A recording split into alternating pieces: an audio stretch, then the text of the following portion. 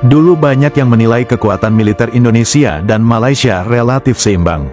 Bahkan, pada era 1990-an, Malaysia sempat dianggap lebih modern dengan jet tempur MiG-29 dan Su-30 MKM yang menggelegar di langit Asia Tenggara. Namun, kini peta kekuatan itu berubah drastis. Tahun 2025, jarak alutsista Indonesia dan Malaysia semakin melebar. Indonesia melesat jauh ke depan, sementara Malaysia tertinggal di belakang. Apa penyebabnya? Dan seberapa besar jurang kekuatan kedua negara? Mari kita bahas. Perbedaan pertama bisa kita lihat dari anggaran pertahanan. Indonesia sejak 2020-an terus meningkatkan budget militernya, menembus lebih dari 25 miliar dolar pada 2025. Sementara Malaysia hanya sekitar 4 hingga 5 miliar dolar. Dengan anggaran yang jauh lebih kecil, Malaysia kesulitan memodernisasi militernya. Akibatnya, mereka hanya bisa membeli alutsista dalam jumlah terbatas, seringkali menunda atau bahkan membatalkan proyek besar. Sebaliknya, Indonesia gencar menandatangani kontrak jumbo, dari jet tempur, kapal selam, hingga sistem pertahanan udara berlapis. Kekuatan udara, di udara. Perbedaan makin terasa, Malaysia hari ini hanya mengandalkan 18 jet tempur Su-30 MKM dan sebagian Fa-50 buatan Korea Selatan yang baru datang.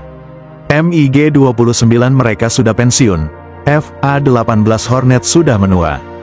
Bandingkan dengan Indonesia, 42 unit Rafale dari Prancis sedang dalam proses pengiriman. 24 unit F-15EX dari Amerika Serikat siap memperkuat TNI AU.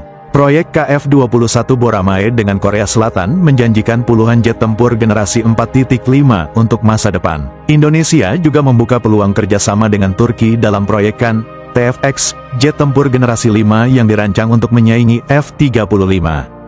Jika terrealisasi, Indonesia akan melompat lebih jauh ke era pesawat tempur siluman. Ditambah modernisasi F-16, Hawk, dan kemungkinan tambahan Sukhoi.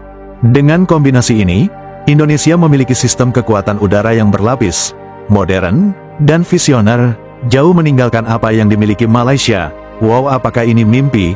Inilah kenyataannya, hei bangun Malaysia. Kekuatan laut, di laut.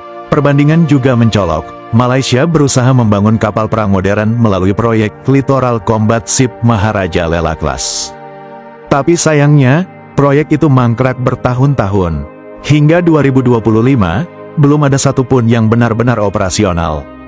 Sementara Indonesia, melalui PT PAL, berhasil membangun Frigat Merah Putih, kapal selam Nagapasa kelas LPD, hingga kerjasama Frigat FREMM dengan Italia, dan rencana destroyer dengan Jepang. Indonesia bahkan sudah dipercaya mengekspor kapal perang ke Filipina dan negara lain. Artinya, industri maritim Indonesia tumbuh pesat, sementara Malaysia masih bergantung pada impor yang serba terlambat. Kekuatan darat, di darat, TNI AD jauh lebih siap dengan modernisasi berlapis. Indonesia sudah memiliki medium tank Harimau, hasil kerjasama dengan Turki, MLRS Astros, Caesar, rudal pertahanan udara, dan rencana akuisisi HIMAR. Pasukan elit seperti Kopassus, Kostrad, dan Raider diperkuat dengan perlengkapan modern, sementara tentara darat Malaysia, walaupun profesional, masih bergantung pada alutsista lama seperti PT-91 Tewardi dan kendaraan lapis baja yang tidak sebanyak TNI AD. Modernisasi mereka lebih lambat, dan industri dalam negerinya masih terbatas.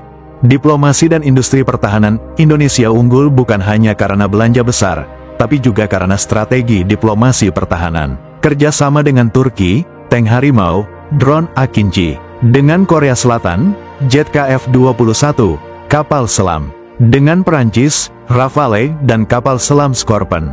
Dengan Amerika Serikat, F-15EX, Apache, HIMARS. Semua kerjasama ini membawa transfer teknologi yang memperkuat industri pertahanan nasional.